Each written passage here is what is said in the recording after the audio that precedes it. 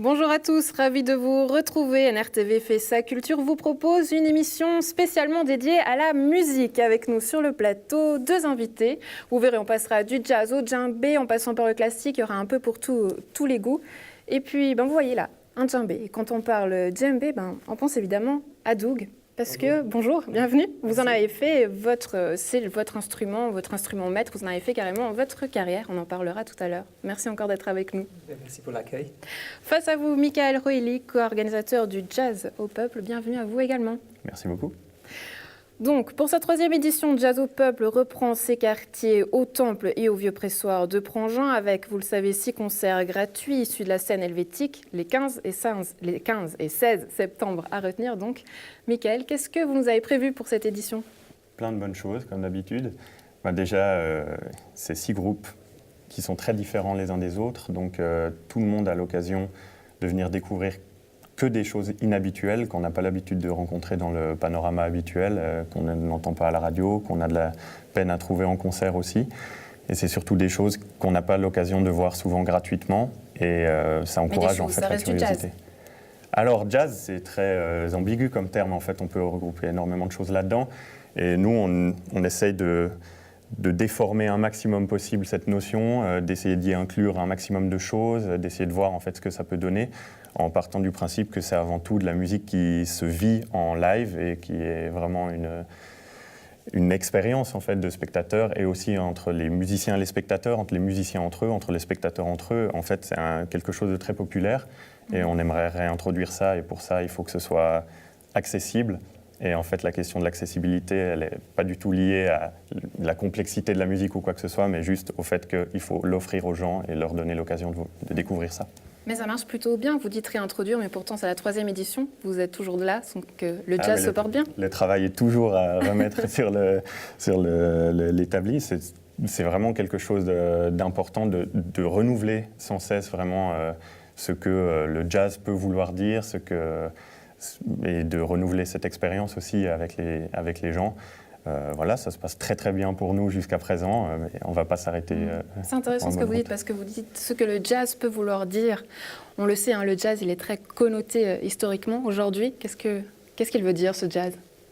Il veut dire ce qu'on veut bien vouloir lui faire dire, et c'est ça qui est génial pour nous, c'est que c'est très malléable. Ça offre une grande diversité de groupes qui proposent des choses très différentes.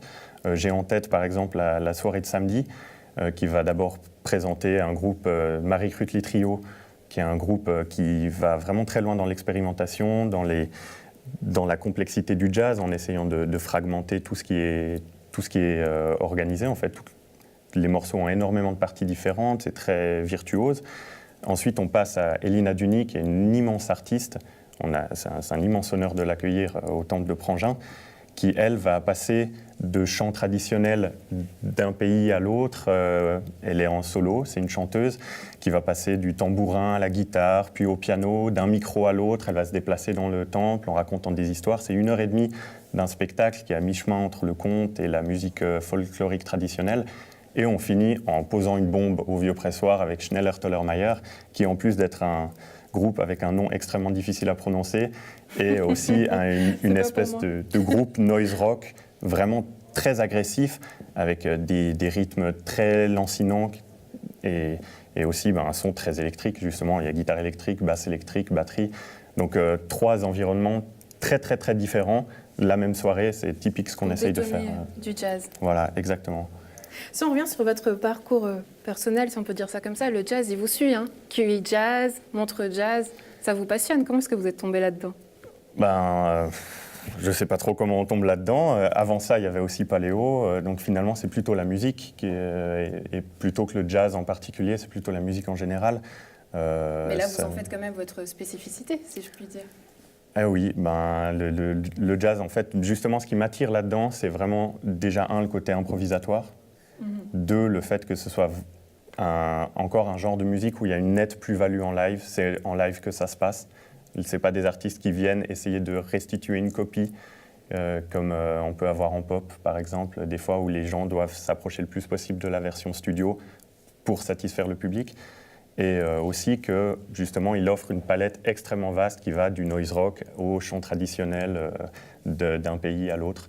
On peut regrouper énormément de choses et c'est cette ampleur qui me séduit. La musique en live, il y a Doug à côté de nous, il est très silencieux mais on ne l'a pas oublié, ça c'est quelque chose qui vous parle, ça vous donne envie d'aller voir ce Jazz au Peuple? Oui, absolument, absolument. Ce qui me tire le plus, c'est le concert où il y a une personne qui est avec un vaste répertoire entre le conte et... Son projet s'appelle Partir, ouais. Et c'est vraiment basé sur cette idée qu'on doit toujours se préparer à laisser les choses et les abandonner, à partir en exil et à abandonner ces choses-là et à travailler sur le deuil pour retrouver d'autres choses derrière. C'est une espèce de grande invitation au voyage qui mêle énormément de folklore et je pense que ça peut effectivement séduire Doug, qui est un homme du voyage et qui amène le voyage avec lui partout où il va, je pense. Ouais. Je crois qu'il faut vivre la vie comme ça, passer d'une chose à l'autre et puis pas avoir peur de rentrer dans la deuil pour dire au revoir, pour accueillir tout ce qui est nouveau. On va y venir justement dans ces voyages et je vous propose d'aller jusqu'en Chine avec un couple particulier de musiciens. Regardez. Elle au piano, lui aux arts martiaux chinois, deux passions réunies dans un même lieu. Alors ici, on est à un endroit qui porte deux noms. Le dojo de Saint-Sergue, c'est-à-dire un lieu où on pratique les arts martiaux chinois. Et puis il a une deuxième appellation, c'est le Petit Carnegie. Et le Petit Carnegie, c'est un laboratoire dans lequel on prépare des programmes de musique classique qui vont après voyager. Des voyages qui les rassemblent à travers le monde, de Saint-Sergue jusqu'en Chine, sous l'appellation des musiciens de Stendhal.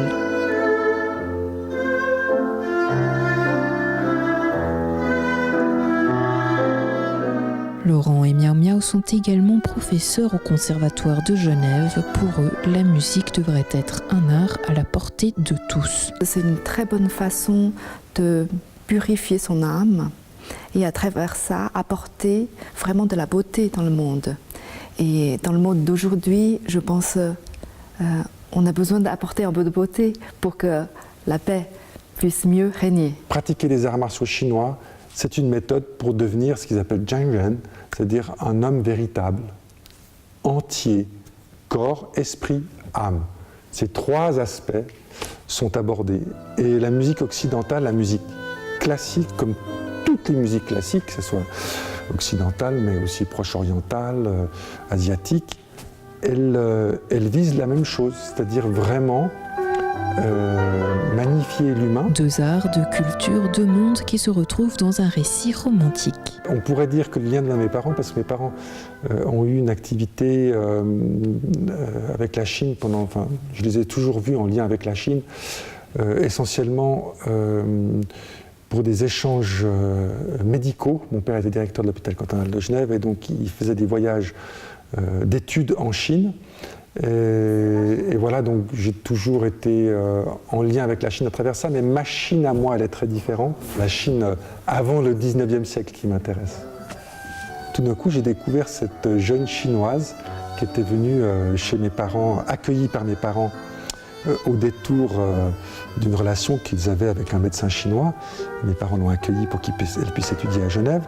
Et voilà, petit à petit, les choses ont fait que dans les dédales de la vie, on se soit rencontrés suffisamment profondément pour que maintenant on partage chaque instant. J'ai jamais entendu la philosophie chinoise avant d'arriver en Suisse, par exemple. Comme j'ai choisi un instrument occidental, donc toute mon éducation était axée sur l'Occident. Donc quand je suis arrivée en Suisse, évidemment je connaissais surtout Mozart, Beethoven, puis l'histoire française, anglaise. En fait ma propre culture, je la connais seulement à partir de 1949. Donc avant c'est la Chine noire pour moi. Et en faisant connaissance avec Laurent, et il m'a fait justement découvrir le trésor de ma patrie que je ne connaissais pas. Le couple embrasse aujourd'hui un rêve commun, celui d'orchestrer une série de concerts au centre communal du Vallon. Actuellement, je suis à la recherche d'un comité qui puisse réaliser ça. Un rendez-vous mensuel avec des artistes de renom international, mais avec lequel le public puisse créer quelque chose d'un petit peu plus familial comme relation, et voilà, où je pourrais servir de lien, de carnet d'adresses d'artistes. Le petit carnet qui à Saint-Cergue reste ouvert, pourquoi pas y faire un tour pour discuter autour d'un bon thé ou écouter un concert. Voilà, le thé est prêt. Très sympa. Donc, ça vous parle la Chine, je crois. Ça commence à me parler. Je pars la semaine prochaine en Chine pendant une semaine. Qu'est-ce que vous allez faire? Ben là, je vais lancer notre société là-bas. Tout ce qu'on fait en entreprise, la formation en entreprise par le rythme, par le djembé. Et puis on va démarrer nos activités là-bas. Tout ça, ça tourne donc autour du djembé. Vous avez ces sorties en entreprise et des spectacles. Do You Speak Djembé? Exact, oui. À la maison, pour que vous puissiez comprendre de quoi on parle, un extrait.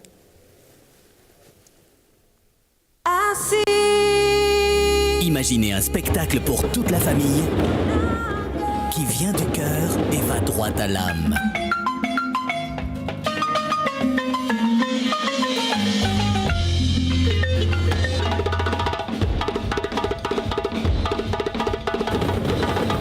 Un concert sans spectateurs, mais avec un public qui devient star d'un soir.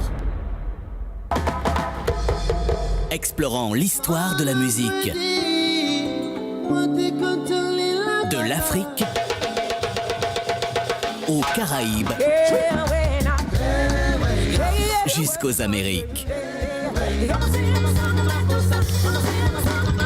Où vous, le public, accompagnez vos tubes favoris. C'est Do You Speak Djembé. Vous en avez convaincu un, Doug. Je crois que Michael est conquis, il va en parler à Jazz au Peuple. Jazz au Peuple, je ne sais pas si on a la place pour avoir autant de djembés et autant de gens pour jouer à ces djembés, mais en tout cas, ça m'intéresse pas mal. C'est un très beau projet. C'est ça le principe, hein, Doug. Vous prenez tous les djembés et vous faites jouer le public avec. Exactement. Et à la base, ça montre que la vie, la musique, c'est un moment de partage. C'est ça qui est important. Donc, c'est ça qu'on essaie d'amener et de réunir du monde. C'est ça ce qu'on a besoin aujourd'hui. C'est le langage qui nous divise, il y a la religion qui nous divise, la couleur de nos peaux qui nous divise. Et maintenant, il faut ramener tout le monde ensemble. Ce langage, vous l'avez appris lorsque vous êtes parti dans un voyage en Afrique. Hein. Vous tournez pour la BBC et puis vous décidez de tout lâcher pour finalement en savoir plus sur le djembé. Pourquoi? Il a résonné quoi chez vous, cet instrument? Pendant que je travaillais pour le BBC, j'avais un copain qui avait fait un moment d'études au Côte d'Ivoire. Et puis il est revenu et il était en train de faire des stages de djembé. Et je suis parti là-bas sans savoir qu'est-ce que c'était un djembé. Et je suis tombé en amoureux avec l'instrument. Et puis, j'ai tout lâché, mon travail. Je suis parti en Afrique pendant 6 mois. On ne sait pas généralement pourquoi on tombe amoureux de quelqu'un. Hein. Mais le djembé, qu'est-ce qui vous touche? Quand on joue, il y a quelque chose qui se réveille en soi. Si on demande à un djembé foule, à un grand maître de djembé, mais pourquoi Dieu il a mis le djembé sur terre, il va vous répondre que c'était pour réunir du monde. Donc ça fait appel à nos os, à nos êtres. Et vous réunissez du coup du monde en spectacle et aussi en entreprise, puisque vous allez avec des djembés en entreprise pour soigner les petits bobos des entreprises, c'est ça? Qu'est-ce que vous y faites exactement? Non, pas du tout. Là, on explore, on a beaucoup travaillé avec IMD, l'école de commerce à Lausanne, et puis en fait, nos programmes, c'est tout autour de explorer la collaboration, l'écoute, le leadership, comment on connecte avec nos équipes. Si on parle du djembé, bien sûr, ça vient d'Afrique, et puis c'est l'humain qui est important. Dans les entreprises, aujourd'hui, ils parlent beaucoup dans la stratégie, mais s'il n'y a pas l'humain, la stratégie, de toute façon, ça ne va pas fonctionner. Mais concrètement, du coup, comment vous faites? Vous amenez des djembés en entreprise, et là, qu'est-ce qui se passe? Au début, ce qu'on fait, on encadre l'activité. En donnant un petit discours. Donc, si on pense au djembé, le djembé, c'est le rythme. Et on ne peut pas réfléchir au rythme. Le rythme, c'est le ressenti. C'est la même chose. Si on se pose la question, est-ce que j'ai confiance en cette personne? Nouveau, c'est le ressenti. Et il y a beaucoup de recherches qui a été fait qui montrent qu'un bon leader, il n'a pas besoin forcément d'avoir un IQ, intelligence intellectuelle très haut, mais ce qu'il faut, c'est une intelligence émotionnelle très haut. Donc, notre but, c'est de faire revenir des gens à tout ce qui est le ressenti, qui est très important quand on parle de l'humain dans les sociétés. Donc vous conseillez à tout le monde d'avoir un djembé chez lui pour se lâcher, c'est ça? Non, il faut plutôt faire appel à nous, je crois. On le saura, c'est Wabits. Et puis, vous avez aussi des projets, je crois, dans des écoles tout prochainement, où vous faites partir des enseignants à l'étranger. Absolument. On a fait un grand projet dans l'établissement de Genolier, ici dans le canton de Vaud, qui réunissent les 5 écoles dans la région Cinq-Sergues, Genolier, Trélé. Voilà, merci. Et là, on va amener 25 enseignants avec le directeur de l'école, M. Simon Laguerre, à un petit village rural au Sénégal pour un séjour. Non, pas du tout. C'est un séjour culturel. D'accord. Donc l'échange de culture que vous souhaitez après ramener ici?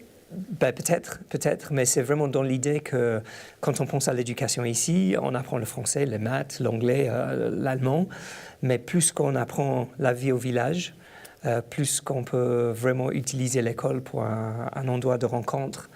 Donc nous, on va amener ces enseignants là-bas, ils vont dormir dans un village sans électricité, avec des familles, ils vont enseigner dans les écoles. Il faut savoir que dans les écoles là-bas, les effectifs dans les classes, c'est entre 50 et 60 enfants. Quand on dépasse le 24 enfants ici, c'est difficile. Là, ici, quand la photocopieuse ne marche pas pour préparer un cours, c'est une catastrophe. Là-bas, quand ça marche, c'est exceptionnel. Donc, c'est explorer la rencontre de deux cultures complètement différentes. Tout à fait. Et du coup, chaque fois que vous partez en voyage, vous amenez quand même des djembés? Vous en avez beaucoup chez vous? Là, j'ai juste quelques-uns chez moi, mais la société, on a, je crois, 3000, 3500. Donc aux États-Unis, en Espagne, en Italie. Maintenant, j'achète en Ghana, en fait. J'ai un bon fournisseur là-bas. Officiel pour le moment, oui. Mais bon, dans le passé, c'était Côte d'Ivoire, Sénégal. Ouais. Vous avez toutes ces activités qui vous occupent évidemment beaucoup de temps, on l'imagine, mais pourquoi pas être un acteur réel de la région, participant, je ne sais pas, à des festivals locaux? J'aimerais bien. Nous, on a joué notre spectacle ici. On a joué dans la saison culturelle de Montreux il y a quelques années. On a produit le spectacle au Théâtre de Léman à Genève pour collecter des fonds pour UNICEF. Et ça serait du bonheur de revenir dans la région. Donc, je suis à votre écoute. L'appel est lancé. Merci d'avoir été avec nous, messieurs. Merci. Bonne suite à vous, on se réjouit de vous suivre dans vos activités. Et puis à la maison, vous restez avec l'agenda culturel, des rendez-vous musicaux, évidemment, pour rester dans la thématique de l'émission. Samedi 16 octobre, dès 16h, rendez-vous à l'usine à gaz pour Osmose 3, une collaboration avec le collectif Apax 21, performance, concert et DJ set. Du côté de la parenthèse, ce sera de la pop électronique avec le groupe français Kid Francescoli. Et pour finir, n'oubliez pas Jazz au Peuple, les 15 et 16 septembre. Et puis nous, on se retrouve la semaine prochaine pour des nouvelles aventures culturelles. D'ici là, portez-vous bien. Salut, merci.